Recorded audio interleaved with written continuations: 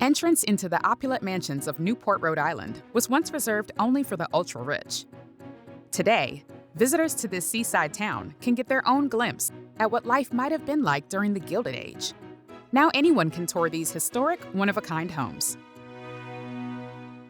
Newport was a vacation destination going back to the 1830s, and then along come the Vanderbilts and other very rich families who decide that they are going to make a statement. They build big houses.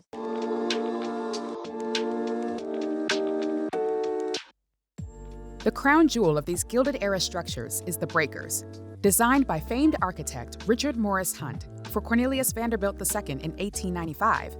This 70-room Italian-style palazzo is the largest of Newport's mansions, spanning over 140,000 square feet on 13 acres of premium oceanfront property. Mr. Vanderbilt and the architect had a vision, and that was to make an impression. And of course, they made that impression with this great hall. For all intents and purposes, this is really a reception room, a very large one, of course. Looks like an Italian palazzo, which if we were in Italy, that would be open air. So that ceiling is designed to look like an open air space. I think the aim was to absolutely create an Italian palace, and he did that. The dining room is spectacular. First of all, it's a gigantic dining room, and the table itself can hold 32, 38 people. The baccarat chandeliers are spectacular. This house was finished in 1895, so there was still a question about whether electricity or gas would be the way that we would go. And so they outfitted the chandeliers with both gas and with electricity, very experimental. What I love about the music room is if you look very carefully on the ceiling, you can see the names of many different composers. Really little details that you could easily miss if you weren't looking. The library is glorious, whether you like books or not. The walls are leather looking. The ceiling itself is coffered and really gorgeous. That fireplace from France. The library was, again, another place where it has just a wonderful feel to it. Everything was designed to really leave people with a strong impression about how well they were doing, and I think they achieved that goal.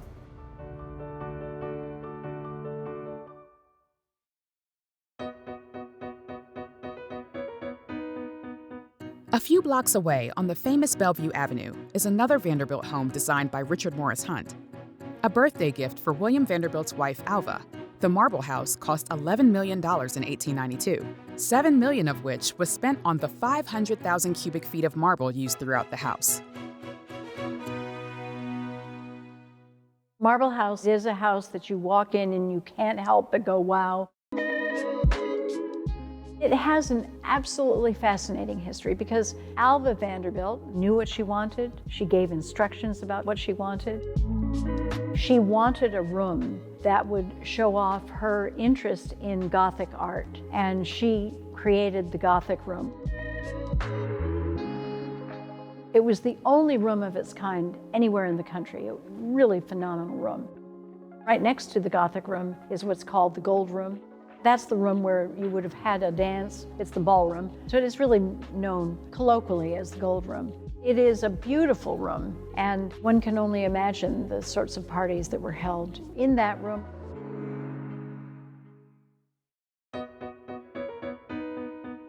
Just north on Bellevue Avenue is the Elms.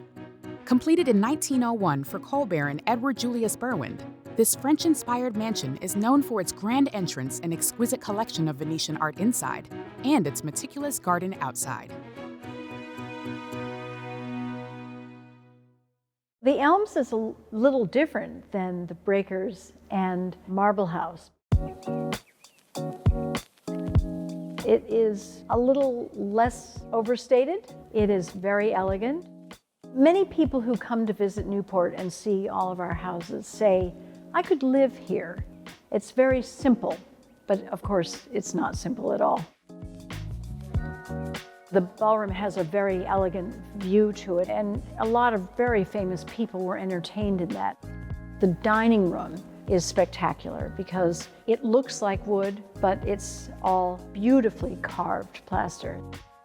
The over-door paintings are very special.